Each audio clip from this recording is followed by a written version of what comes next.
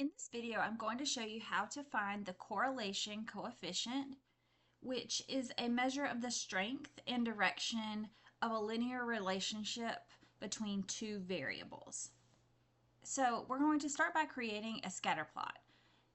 You're going to add a table, and I'm going to use the values listed on your worksheet. And I'm entering the x values and then the y values. In this example, we are comparing the wind speed in miles per hour to the wind chill in Fahrenheit. And we're looking for a relationship between these two variables. So I've created the scatter plot. I'm going to click the magnifying glass, which is the zoom fit button, so I can see all of the ordered pairs plotted on the graph. This is the scatter plot. Now we're going to look at the regression model. So you're going to click the regression icon, which is this line going through a set of dots, and we're going to add the regression model. It defaults to linear regression. If you select this drop down, you can see the other types of regression models. We're going to focus on the linear regression model since we're talking about the correlation coefficient.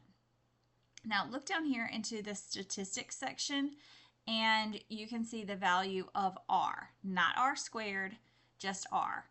r is negative 0.9997 for this scenario. Since this value is negative, this means that the correlation coefficient is negative.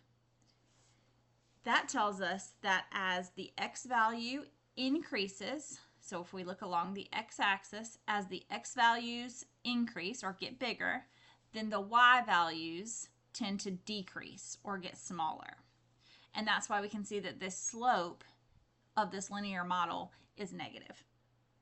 So in terms of the context of the problem, we can say that the wind speed, as it increases, then the wind chill tends to decrease. So in plain terms, as the wind blows harder, it feels colder outside.